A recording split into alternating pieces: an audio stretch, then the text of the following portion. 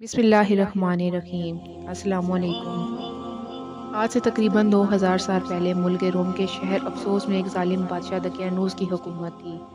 जो शख्स बुतों की पूजा ना करता वो इसे कत्ल करवा देता था। एक दिन ईमान वालों के कत्ल का मंजर देखने के लिए चंद नौजवान आए। अल्लाह अज़्ज़ व जल ने इनकी आंखों से पर्दे हटा दिए तो उन्होंने देखा कि जिस मोमिन को भी कत्ल किया जाता फरिश्ते आसमान से उतरते और उसकी रूह को अपने साथ ले जाते। ये ईमान अफरोज़ मंजर देखकर वो सब नौजवान ईमान ले आए। बादशाह दकियानूस को सफ़र पर जाते हुए इस बात का इल्म हुआ तो उसने इन्हें 3 दिन की मोहलत दी कि मेरे वापस आने तक ईमान से फिर जाओ वरना तुम्हें कत्ल कर दिया जाएगा। तीसरे दिन ये साहिब ईमान नौजवान कुछ माल लेकर रात के वक्त शहर से रुखसत हो गए। रास्ते में उन्होंने अपने ख़ानदान की बकरियां चरवाने वाले एक चरवाहा मिला जिसे उन्होंने अपना माजरा बयान किया और उसे भी ईमान की दावत दी। चरवाहे ने ईमान कबूल कर लिया और उनके साथ शामिल हो गया।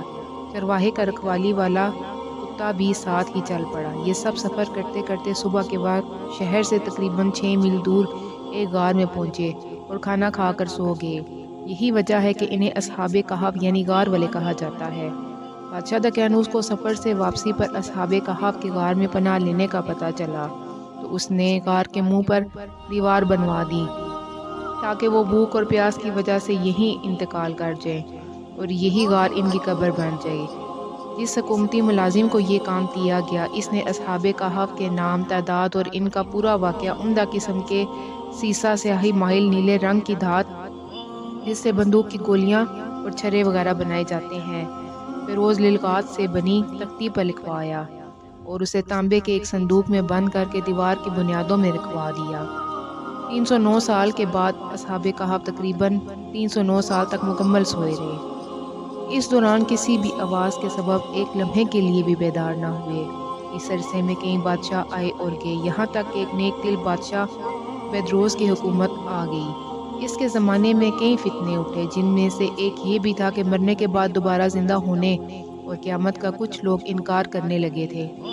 बेदरोस ने यह हालत देखकर बारगाह इलाही में फरियाद की, या अल्लाह अज़्ज़ व जल कोई ऐसी निशानी ज़ाहिर फरमा जिससे लोगों को मरने के बाद दोबारा ज़िंदा होने और क़यामत आने का यकीन हो। चुनांचे अल्लाह अज़्ज़ व जल ने बादशाह की दुआ यूं कबूल फरमाई कि एक चरवाहे ने अपनी बकरियों के आराम के लिए उस गार को चुना और लोगों के साथ मिलकर गार के मुंह पर बनी दीवार को गिरा दिया।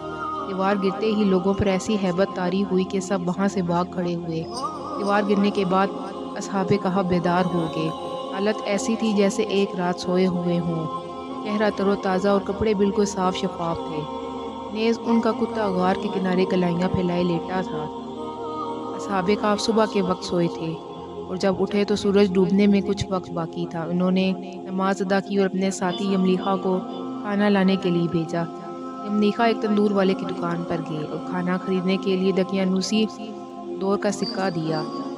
सदियों पुराना सिक्का देकर बाजार वाले समझे कि इनके हाथ कोई पुराना खजाना आ गया है। वो यमलीखा को हाकिम के पास ले गए। उसने पूछा कि खजाना कहाँ है। यमलीखा बोले, ये खजाना नहीं, हमारा अपना पैसा है। हाकिम कहने लगा, ये कैसे मुमकिन है, ये सिक्का 300 साल पुराना है, हमने तो कभी ये सिक्का नहीं देखा। यमलीखा बोले, दकियानूसी बादशाह का क्या हाल है।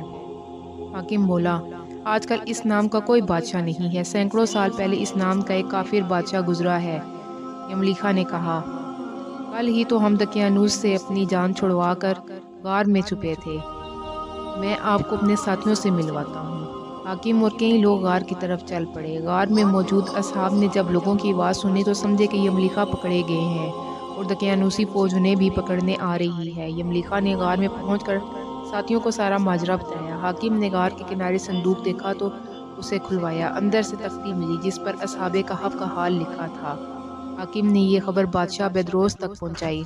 वो भी आ गया और उसने असहाबे कहफ का हाल देखकर सजदा शुक्र किया कि अल्लाह अज़्ज़ व जल ने मरने के बाद ज़िंदा होने और क़यामत का यकीन दिलाने के लिए निशानी अता फरमाई। इसके बाद असहाबे कहफ गार में आकर सो गए और इनकी रूह कब्ज़ कर ली। बेदरोस ने लकड़ी के संदूक में उनके मुबारक जिस्म रखे। गार के करीब मस्जिद तामीर करने का हुक्म दिया और लोगों के लिए दिन मुकर्रर कर दिया कि हर साल ईद की तरह वहाँ आया करें।